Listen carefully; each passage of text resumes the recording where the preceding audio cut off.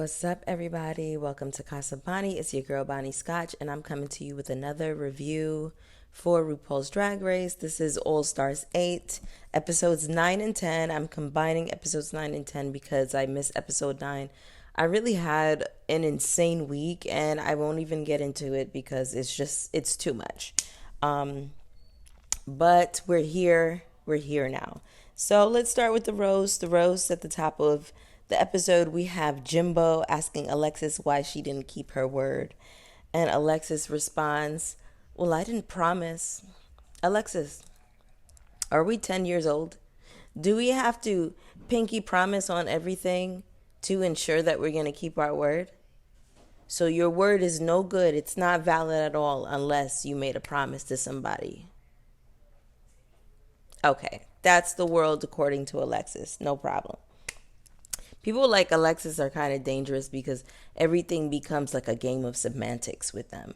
And when a person knows how to really like twist and manipulate language that makes you like question your reality and things like that, that's the type of person that I don't deal with at all. So just putting that out there. So she mentions this alliance that she has with Candy. Side note, this alliance is very dumb. You know, I try not to call people stupid and dumb and dunces and simpletons and things like that. You know, it's been really hard, especially in the last few days, especially online on Twitter. But Alexis's choice to enter this imaginary alliance with Candy is less than smart, okay? Because we've already seen like some sort of fallout over this very alliance that Candy and Jimbo has. Heidi left the show because of it. And you were kind of wedged in the middle of that. So I don't know why you did this, Alexis. I mean, it just, again, less than smart. Also, the thing that would have been really sickening is if Alexis broke up the Jimbo and Candy alliance by keeping Lala there and establishing her own alliance.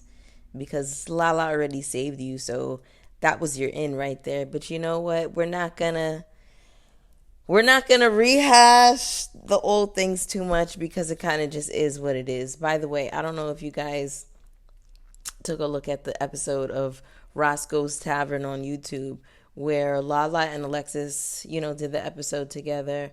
And Alexis was explaining things in a way that just let me know that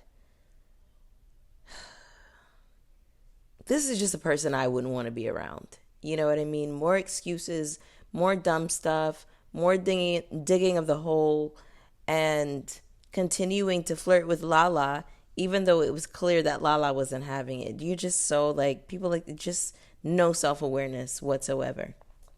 And Naysha, I don't care what you say about you knowing Alexis and, oh, she's a good person. Other people don't have that experience of her.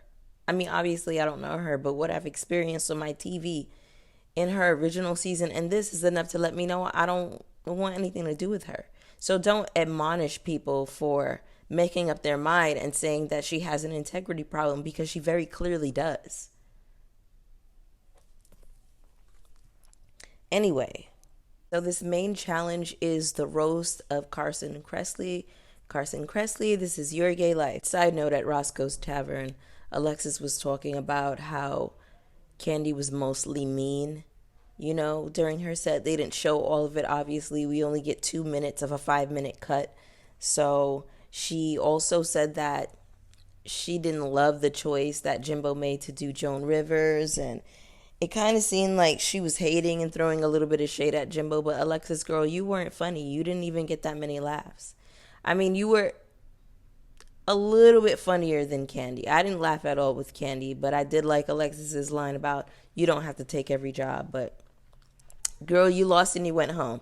Hush. Okay, stop this. Oh, another note that I learned from Roscoe's Tavern watching Alexis up there, who, by the way, said, fuck the NDA, which I thought was very, very dumb. You know what? I'm trying not to call people dumb. It was less than smart, okay? Apparently there are comedy writers on these challenges. So this is why Alexis chose the order that she chose. You know, she won the last challenge, so she got to choose the order this time, and she wanted to go first to make sure that her jokes weren't getting told. So the comedy writers are just like recycling the same jokes. I mean, yeah, you're going to get the same. RuPaul is old. Carson looks like this. Michelle is a whore. I mean, it's the same thing. Alexis is up first. Oh, before we get to that, can we talk about how in the workroom? Ooh, Alexis is so aggy. Can we talk about how in the workroom Alexis is talking about how she really took a shining to Candy? I take back every nice thing that I said about Alexis, like those first couple of episodes when she was flirting with Lala. I really thought it was genuine. And now we know, like, you just want to hitch your ride to any of the black girls that are in there and fetishize them and pretend that you like them. It's not cute, yo. It's not cute. Like, where did this come from? It was just, it's a bit of a disgusting kind of display. Anyway, back to the challenge. Oh, I didn't even mention. See, this is why I got to read my notes. Katya comes into the workroom. She's being a little bit chaotic. I just want to say about Katya that I love her. She's in my top 5 queens of RuPaul's Drag Race of all time. I just adore her. So, period. Anyway, roast. Alexis had a couple of jokes. Jessica Wilde. Jessica was phenomenal. And to see Jessica make these strides from her season with the language barrier to now to just be so naturally funny and everything is rolling off and concise and just like, oh man, Jessica knocked this out of the park for me. This would have put Jessica in the top. I really wish that we were able to have 2 tops and not, if you're not in the top, you're in the bottom. So anyway, this was, witty and funny delivery. All of her jokes hit, especially the charisma, uniqueness, nerve, and talent. Wow, Jessica, I'm so, so proud of you.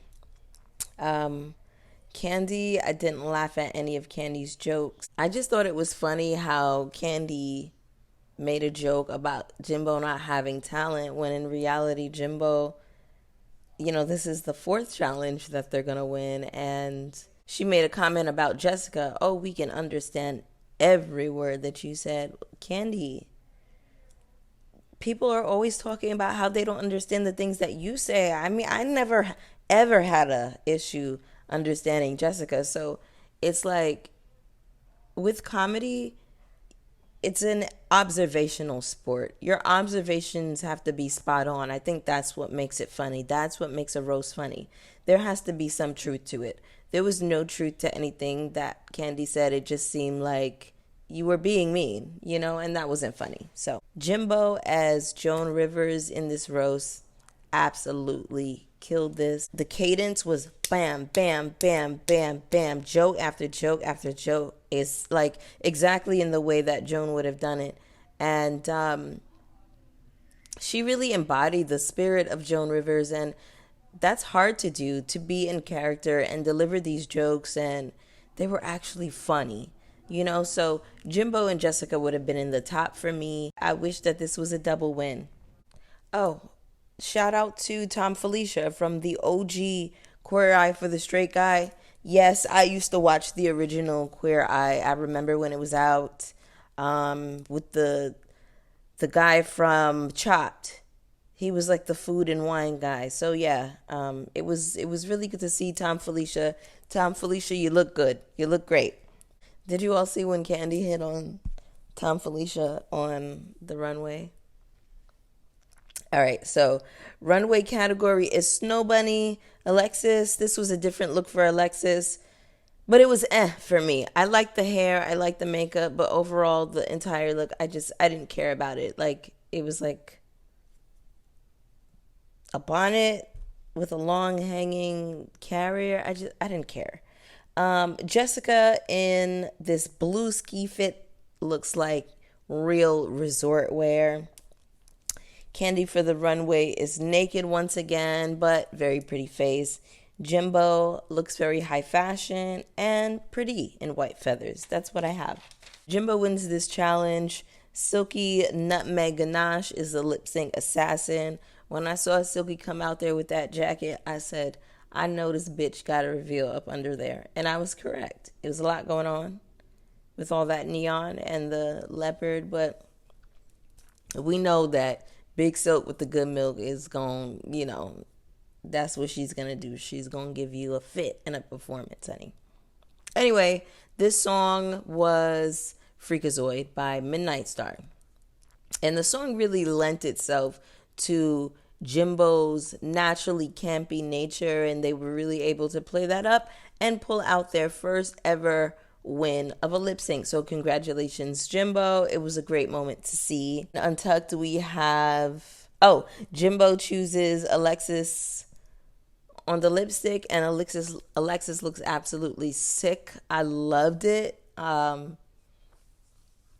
Goodbye, Alexis. I'm not gonna miss you. So Untucked, we have Alexis lying to Jessica, saying she's gonna keep her. It's like, girl, why are you even going through this? Why not just be... You don't think this is going to play out on the cameras? You can't just say, like, listen, I am in a newfound alliance with Candy, so this is why I'm going to vote you. I love you. You're my sister. It's not personal. I would respect that so much more than this nonsense. It's stupid. So, you know what? I keep trying to refrain from calling folks stupid. The behavior is stupid. The actions are stupid. It's less than smart. Okay, so episode 10, the letter L. This is a makeover challenge. We start the episode with Candy saying that she remembers Alexis Michelle doing La La Dirty in the votes. She also was willing to say anything to Alexis Michelle to make it through to the next round. This is a direct quote from Candy. Alexis thought we had a pact. That was the worker for me. I absolutely love that. I appreciate that from Candy. Yeah, work Alexis and say whatever you need to say to get to the next level. Sure, yeah, amazing. By the way, Candy even looked like she didn't give a fuck when Alexis was sitting there talking to her. She was sipping that drink with the most nonchalant, cavalier look I've ever seen. So shout out to Candy. All right, the mini challenge is this: design a corset and perfume bottle inspired by Jean-Paul Gaultier, and Jessica wins. Did she win some money? Did she win like $2,500? Good for her. The main challenge is a makeover challenge, and they are going to be transforming butch lesbians into these hyper femme figures. Okay, so what I'm coming to understand is that these women are using Drag Race as a conduit to reclaim and express their femininity on their own terms, pretty much. So I can get with this. This is very cool. They open up about their reclamation of the word dyke. That was also very cool. On the main stage, Rue is wearing a lot of fabric. This is not my favorite look. I want to see more body from Rue because I know that they got it. Just a personal preference. Anyway, this is a drag fam resemblance type of runway. So we have Jessica and Kitty Wild up first. This is a 10 out of 10 transformation. Kitty Wild is definitely walking like a man though, but shout out to her. The makeup was incredible. You know, I watched the Roscoe's Tavern episode with Jessica Wild, and she was saying how this woman that she was working with was like a size 4.5. And where were they going to find pretty comfortable size 4.5 shoes? So it was really hard to work with. That was all that they could find. And they had to go and basically beg the producers to go out and find more comfortable shoes for these women. Because they're like, if it's us, it's like whatever. But we want this experience to be at least comfortable and not traumatic for them. So the producers ended up listening and accommodating. So I was like, okay, relieved to hear that. Next up, we have Candy and Cookie Muse. This is a 10 out of 10 transformation. They played well together on the runway. The stage confidence was there, and it was actually a really cute look. So I appreciated the color palette. One thing that Candy is always going to do is give you a very puss, puss, puss mug. That mug is going to be it. Candy beats that face, and you can't take that away from her. She's a very beautifully painted queen. Okay, next we have Jimbo and Sissy Delicious. I thought that I wanted to see more of a transformation with the makeup for Sissy Delicious, but the dress looked really pretty on her. And, you know, I like Jimbo's energy along with Sissy Delicious. They look like they had fun together, but I would give their overall transformation an 8 out of 10. You know, I needed a little something a bit more with the makeup. Candy wins this challenge. It was a well-deserved win. Candy versus Priyanka to Jumpin' by Destiny's Child, okay? I thought that this was an okay lip sync. Shout out to Priyanka for representing her Guyanese heritage. Shout out to West India, massive blah, blah, blah. But the split was crunchy, and I don't want to see any more crunchy splits on RuPaul's Drag Race. So appreciation in advance, okay? So Priyanka wins, and the vote still goes to Candy. It would have been a gag if Candy voted Jimbo out, but, you know, that was the episode. Jimbo for the win, guys. It was just so interesting that we've gotten a top 2 for All Stars. Have we ever seen a top 2 in Drag Race history? I don't remember there being a top 2. I'm definitely due for a rewatch of a lot of these seasons. I have not seen a lot of these seasons in a very long time, in many years. So one day I'm just going to, you know, take some time to binge over the weeks and rewatch and form a new opinion on some folks and things like that, and kind of just like relive this experience, because Drag Race is fun, you know, for me as a viewer. But in any case, those were the episodes. Who do you all think is going to win Drag Race? I knew that Jimbo was probably going to win from the very beginning. I always get a hunch in the very beginning for every season, and Jimbo was my hunch, even though I was pulling for Jessica and different people at different times, you know what I mean? But yeah, top 2, guys. I'm really interested to see what the format is going to be. I'm guessing maybe we're going to get a reunion, maybe not. But we'll just go straight into lip syncing for our legacy and then choosing a winner. We'll see. Anyway, that was it, you all. Drop down in the comments. Don't forget to hit the like button on your way out. And let's chat. You guys have a good rest of your week. Peace.